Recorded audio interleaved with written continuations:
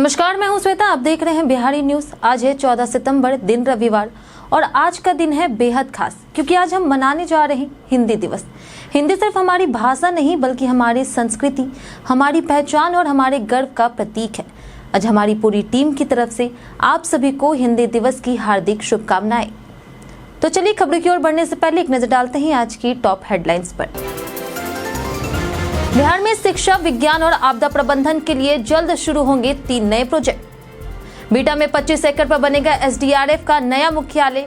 Doctor APJ Abdul Kalam science city Patna में विज्ञान, शिक्षा और इनोवेशन को देगा बढ़ावा। बक्सर और आसपास के रेलवे स्टेशन में क्यूआर कोड आधारित वेंडर आईडी लागू। वेंडरों की स्कैन पर मिलेगी पूरी जानकारी। फर्जीवाड़े में लगेगी रोक। बीपीएससी के 71वीं परीक्षा में तकनीकी गड़बड़ी। आयोग ने बताया कि बायोमेट्रिक गड़बड़ी से प्रभावित नहीं होंगे परिणाम। 912 केंद्रों पर आयोजित परीक्षा में पहुंचे 4 लाख से ज्यादा अभ्यर्थी। इंस्पायर अवार्ड में बिहार का जलवा। मुजफ्फरपुर ने देश भर के जिलों को पीछे छोड़कर पाया पहला स्थान। 7403 विद्यार्थियों ने भेजे अपने नवाचार विचार। सोनू सूद ने पटना में बिहार स्पोर्ट्स महासंग्राम का किया उद्घाटन। युवाओं को खेलों में राष्ट्रीय पहचान दिलाने पर दिया जोर। महासंग्राम से जुड़ेंगे 800 से अधिक स्कूलों के 1 लाख से ज्यादा विद्यार्थी। अब बच्चों का आधार माता पिता के आधार से होगा लिंक। 5 साल से कम उम्र के लिए ब्लू आधार जारी। 15 साल की उम्र में कराना होगा अपडेट। दुबई में आज भारत और पाकिस्तान के बीच होगा महामुकाबला। सूर्य कुमार यादव की कप्तानी में युवा सितारे दिखाएंगे दम। रात 8 बजे से सोनी लिव पर होगा प्रसारण। तो ये थी आज की टॉप हेडलाइंस। अब नजर डालते हैं उन 25 बड़ी खबरों पर जो आपके लिए जानना है जरूरी।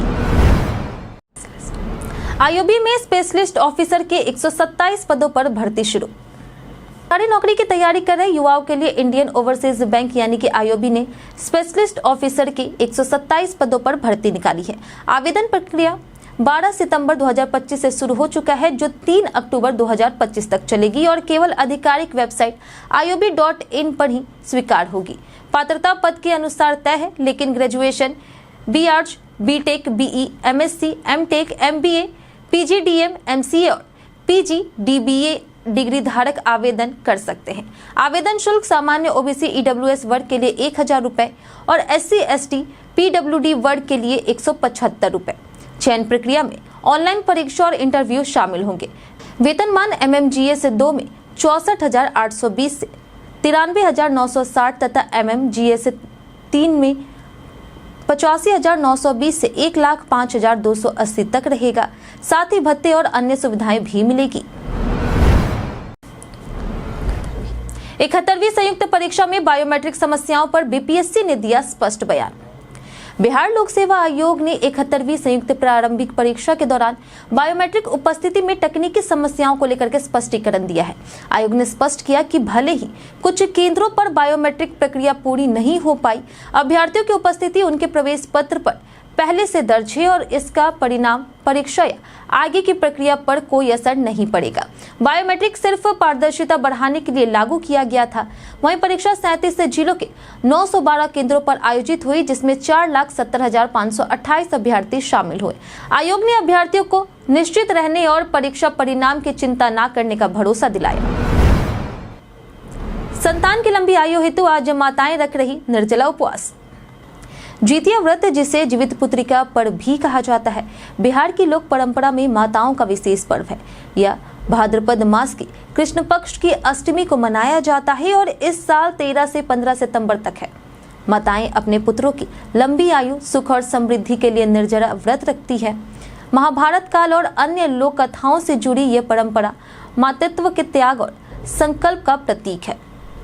बिहार में यह व्रत धार्मिक आस्था के साथ सामाजिक उत्सव भी है, जिससे सामूहिक स्नान, लोकगीत और पारिवारिक सामाजिक बंधन मजबूत करना शामिल है। क्यूआर कोड से वेंडरों की जानकारी अब यात्रियों के लिए उपलब्ध। दानापुर मंडल के बक्सर और आसपास के स्टेशनों पर रेलवे ने वेंडरों के लिए क्यूआर कोड आधारित पहचान पत्र जारी करना शुरू किया है। इसका उद्देश्य खान-पान सेवाओं में पारदर्शिता लाना और यात्रियों की सुरक्षा बढ़ाना है। इस नए सिस्टम से यात्रियों को यह पता चलेगा कि वेंडर अधिकृत है या नहीं और क्यूआर कोड स्कैन करने पर वेंडर का नाम, पता, फोटो और अन्य विवरण मिलेंगे। पुराने पहचान पत्रों की जगह यह नया सिस्टम लेगा। इससे फर्जी वेंडरों पर रोक लगेगी, सेवा की गुणवत्ता बढ़ेगी और रेलवे प्रशासन के लिए वेंडरों की जानकारी ट्रैक करना आसान होगा। इंडस्ट्रियल कॉरिडोर परियोजना के लिए बिहार में जमीन अधिग्रहण जल्द होगा पूरा। बिहार में इंडस्ट्रियल कॉरिडोर परियोजना के लिए जमीन अधिग्रहण कार्य जल्द पूरा किया जाएगा। इस परियोजना में 13 गांवों की जमीन शामिल है और कुल 1113.92 एकड़ क्षेत्र में क्लस्टर सेंटर और औद्योगिक इकाइयां स्थापित होगी। करीब 1650 एकड़ में से 1040 एकड़ में फैक्ट्रियां लगेंगी, जबकि बाकी जमीन सड़क, खुला क्षेत्र, आवश्यक सेवाओं के लिए रखी जाएगी। फूड प्रोसेसिंग, कपड़ा, ऑटो पार्ट्स, मशीनरी और इलेक्ट्रॉनिक्स उद्योग प्रमुख होंगे। वहीं परियोजना 4 चरणों में विकसित होगी और लगभग 1.1 से 1.5 लाख लोगों को रोजगार मिलेगा। किसानों को उचित मुआवजा दिया जाएगा। दुबई में आज भारत और पाकिस्तान के बीच होगा महामुकाबला। एशिया कप 2025 का सबसे बड़ा मुकाबला आज दुबई में भारत और पाकिस्तान के बीच खेला जाएगा। मैच रात 8 बजे से शुरू होगा और इसका प्रसारण सोनी स्पोर्ट्स नेटवर्क या सोनी लिव पर होगा। खास बात यह है कि पहली बार कोहली, रोहित, बाबर और रिजवान जैसे दिग्गज मौजूद नहीं होंगे, लेकिन दोनों टीमों के युवा सितारे मैदान में चमकने को तैयार हैं। अब तक दोनों टीमें 19 बार भिड़ी है, जिसमें भारत ने 10 और पाकिस्तान ने 6 मुकाबले जीते हैं। भारत की कप्तानी सूर्य कुमार यादव करेंगे, जबकि पाकिस्तान की कमान सलमान आगा के हाथों में होगी। आपके हिसाब से आज भारत और पाकिस्तान के बीच होने वाले मैच में किसका पलड़ा भारी रहेगा?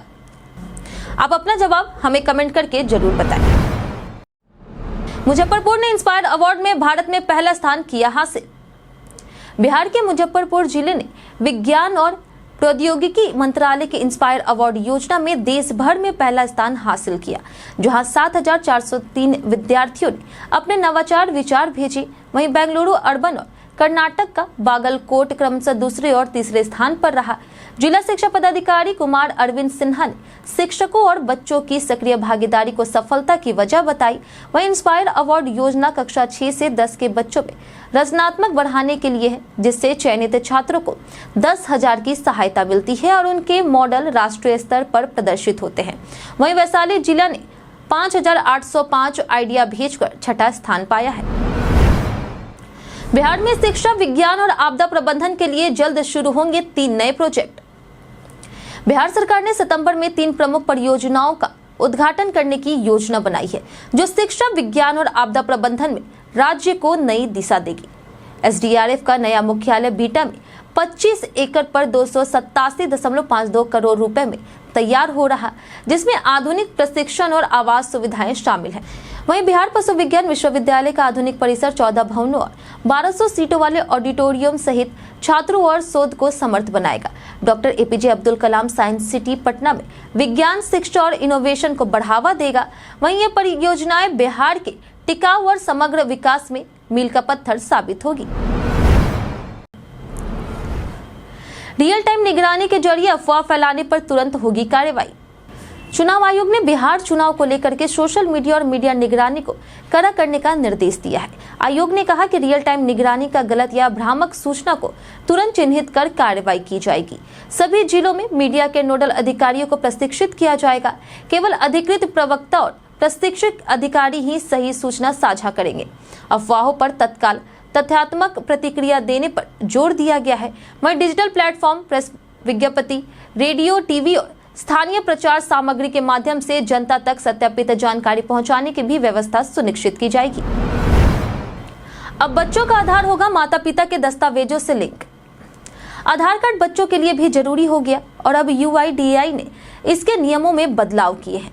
पहले केवल जन्म प्रमाण पत्र से आधार बन जाता था, लेकिन अब माता पिता के पहचान और पते से जुड़े दस्तावेज ही अनिवार्य होंगे। इसे बच्चों का आधार माता या पिता के आधार से लिंक रहेगा। 5 साल के कम उम्र के बच्चों का ब्लू आधार बिना बायोमेट्रिक के जारी होता है, जिससे 5 और 15 साल की उम्र पर अपडेट करना जरूरी है। यह नियम पहचान को सुरक्षित बनाएगा, सरकारी योजनाओं में फर्जीवाड़े को रोकेगा और भविष्य की प्रक्रियाओं को आसान करेगा। बिहारी बर्थडे स्पेशल में आज बात होगी मृत्युंजय कुमार प्रभाकर की। मृत्युंजय कुमार प्रभाकर बिहार के नालंदा जिले के एक गांव में जन्मे भारतीय नाटककार, रंगमंच निर्देशक, कवि और समीक्षक हैं। उन्होंने जवाहरलाल नेहरू विश्वविद्यालय से नाटक और प्रदर्शन अध्ययन में डॉक्टरेट की उपाधि प्राप्त की है। पटना और नई दिल्ली के कई थिएटर समूहों के साथ काम करने के बाद उन्होंने 2007 में अपनी मंडली सेहर की स्थापना की। उन्होंने कई नाटकों का निर्देशन और रूपांतरण किया, जिनमें सबसे उदास कविता ख्वाहिशें और जाए तो जाए कहाँ शामिल है। बिहार सरकार ने 2012 में उन्हें प्रदर्शन कला और नाट्य लेखन में बिहार कला सम्मान से सम्मानित किया। वर्तमान में वे विश्व भारती शांति निकेतन में सहायक प्रोफेसर हैं। जानिए रेलवे टिकट में दिए गए पीएनआर नंबर का रहस्य। रेलवे टिकट पर दिए जाने वाले 10 अंकों के पीएनआर यानी कि पैसेंजर नेम रिकॉर्ड नंबर से यात्री अपनी यात्रा से जुड़ी सभी जानकारी जान सकता है, जैसे नाम, यात्रा तिथि, कोच और सीट नंबर, बुकिंग स्थिति और किराया। पीएनआर नंबर की शुरुआती 3 संख्या उस रेलवे जोन और पीआरएस यानी कि पैसेंजर रिजर्वेशन सिस्टम को दर्शाती है जिसके तहत टिकट बुक हुआ हो। सभी ट्रेनों में पीएनआर नहीं होता। कम दूरी की पैसेंजर ट्रेन और लोकल ट्रेनें इसमें शामिल नहीं है। वहीं टिकट पर कोड जैसे सीएनएफ यानी कि कंफर्म, डब्ल्यूएन यानी कि वेटिंग, सीएन यानी कि कैंसिल, पीक्यूडब्ल्यूएल और टीक्यूडब्ल्यूएल यात्री की बुकिंग स्थिति बताते हैं। सोनू सूद ने पटना में खेलों के माध्यम से युवाओं को किया प्रोत्साहित। शनिवार को पटना में बिहार स्पोर्ट्स महासंग्राम का भव्य उद्घाटन अभिनेता और समाजसेवी सोनू सूद ने किया। उन्होंने कहा कि बिहार के बच्चों में जबरदस्त हुनर है और पेरेंट्स को पढ़ाई के साथ साथ खेलों के लिए भी बच्चों को प्रोत्साहित करना चाहिए। सोनू ने युवाओं की प्रतिभा को राष्ट्रीय मंच पर पहचान दिलाने की आवश्यकता पर जोर दिया। इस महासंग्राम में राज्य के 38 जिलों के 800 से अधिक स्कूलों और 1 लाख से ज्यादा विद्यार्थियों को जोड़ा जाएगा। वहीं सोनू ने कहा कि सही अवसर मिलने पर बिहार के युवा देश और राज्य के लिए मेडल जीतेंगे और खेल जगत में अलग पहचान बनाएंगे। नए प्रशिक्षण केंद्रों से बिहार पुलिस की क्षमता होगी 20,000। बिहार पुलिस में सिपाहियों की बम्पर बहाली के मद्देनजर प्रशिक्षण केंद्रों को बढ़ाया जा रहा। वर्तमान में नाथनगर और डुमरांव में 2 केंद्र हैं जिनकी क्षमता 11,000 है। जल्द ही सिमुलतलक, कटोरिया और बेतिया या फिर मोतिहारी में 3 नए केंद्र खोलने की योजना है, जिससे क्षमता 20,000 तक बढ़ जाएगी। बांका के कटोरिया केंद्र में बुनियादी और सेवाकालीन प्रशिक्षण दोनों प्रदान किए जाएंगे। साथ ही पुलिस अधिकारियों के आवासीय और कार्यालय भवनों के निर्माण के लिए विभिन्न जिलों में करोड़ों रुपए की स्वीकृति दी गई है, जिससे आधुनिकीकरण और प्रशिक्षण की गुणवत्ता बेहतर होगी। नेपाल की स्थिति पर चिंतित दिखे बागेश्वर बाबा। पितृपक्ष पर बाबा बागेश्वर धाम के पंडित धीरेन्द्र शास्त्री गया जी पहुंचे और भारत को पहले से ही हिंदू राष्ट्र बताया। उन्होंने नेपाल की स्थिति पर चिंता जताते हुए कहा कि शांति केवल सनातन धर्म से संभव है। चार्टर्ड विमान से पहुंचे शास्त्री का एयरपोर्ट पर भारी भीड़ ने स्वागत किया।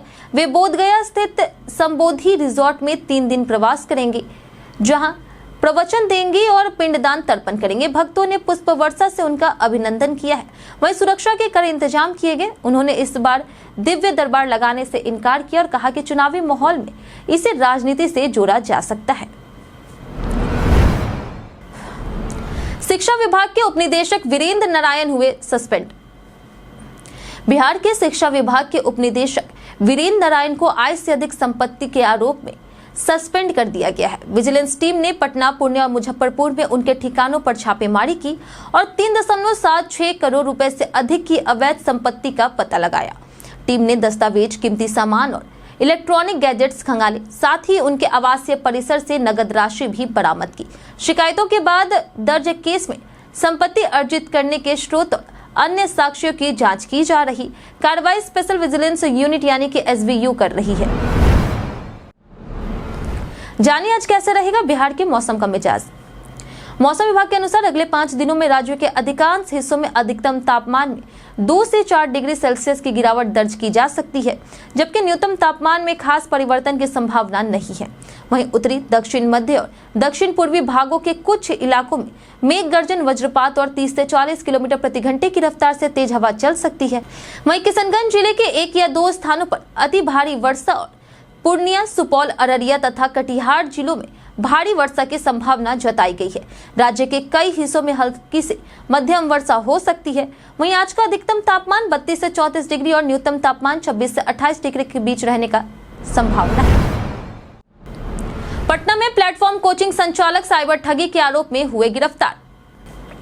पटना के पीबहोर थाना इलाके में हरियाणा पुलिस ने प्लेटफॉर्म कोचिंग संचालक संजय सिंह को 2.45 करोड़ की साइबर ठगी के आरोप में गिरफ्तार किया।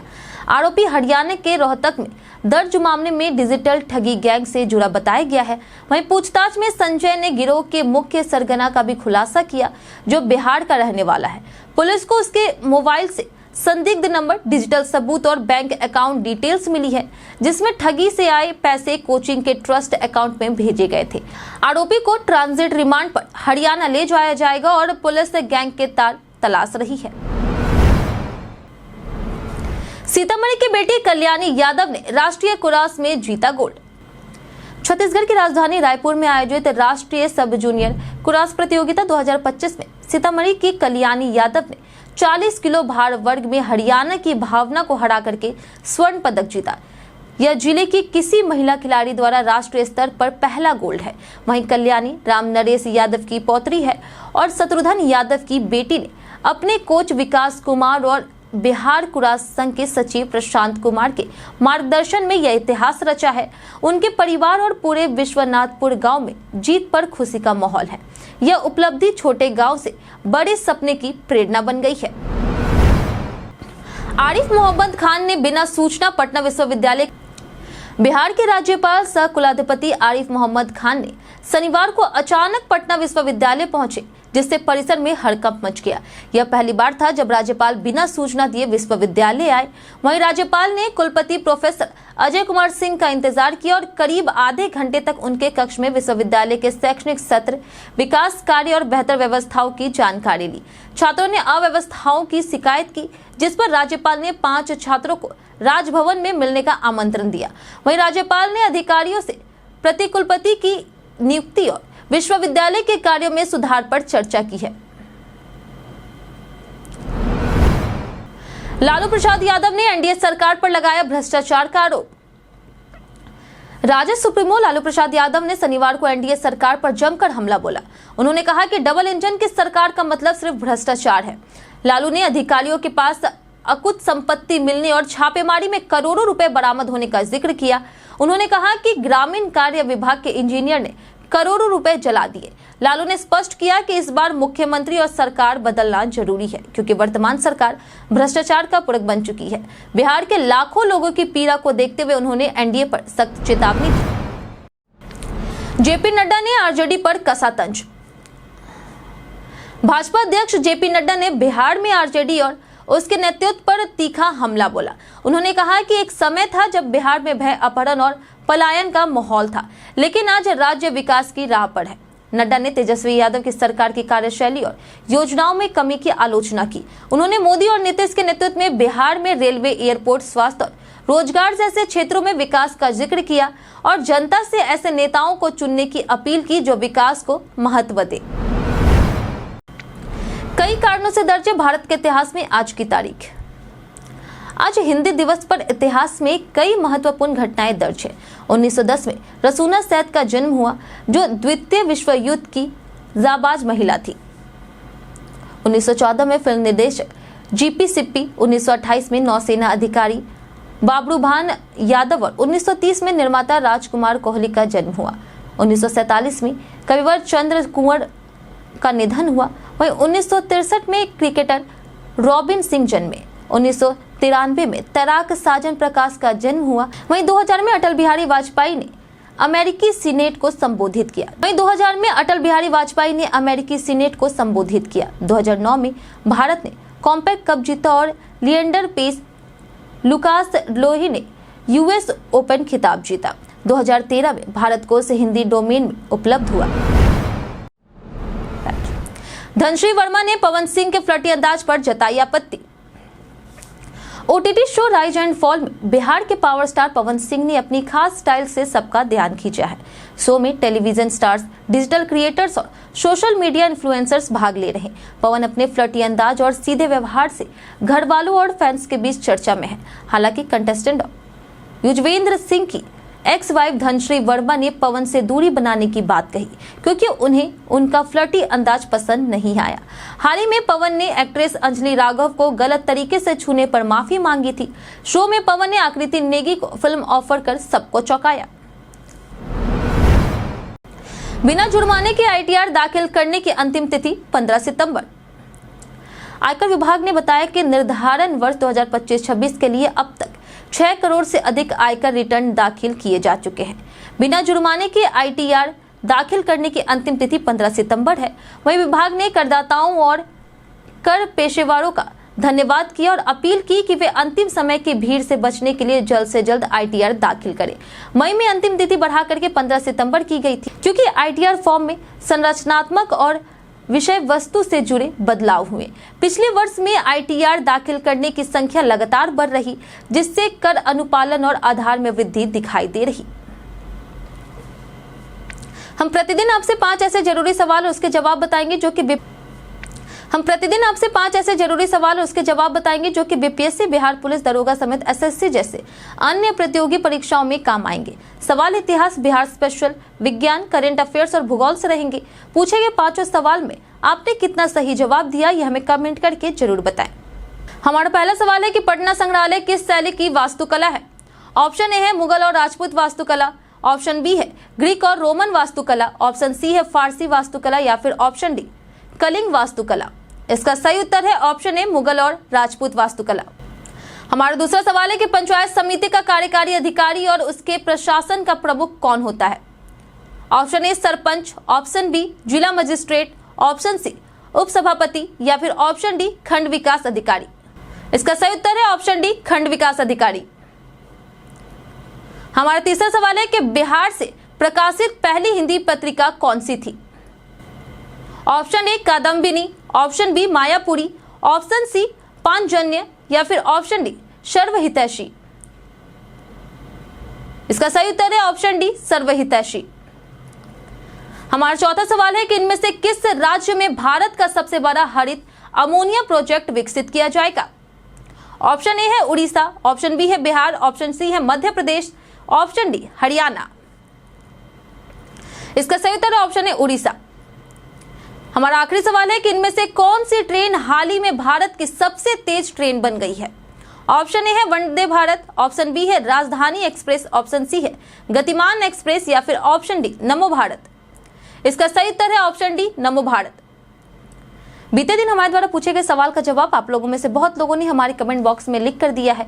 जिन्होंने हमारे द्वारा पूछे गए सवाल का जवाब दिया उनके नाम है नेहा कुमारी, वीरेंद्र कुमार, रामलाल सोनेल, राजीव कुमार, पप्पू चौधरी, परवेज वारसी, मंजय कुमार, रविंद्र पासवान, अंकुश राय, पवन राम, अबोध कुमार, कृष्ण कतरा, सोनाली कुमारी, आदित्य प्रधान, अमरनाथ शाह, अब्दुल मनान, नौशाद रजा, शुभम कुमार, संजय कुमार, भिखारी कुमार, कस्तूरी शर्मा, दामोदर कुमार, असलाम अंसारी, गुड्डू कुमार, फैजालम, सभ्या झा, विभाषा कुमार, अनवर करीम खान, आलोक प्रियदर्शी, प्रदीप पंडित, दयानंद सिंह, राजकिशोर महतो, रणधीर कुमार, रविंद्र राज, बिरबल कुमार और राजीव रॉय।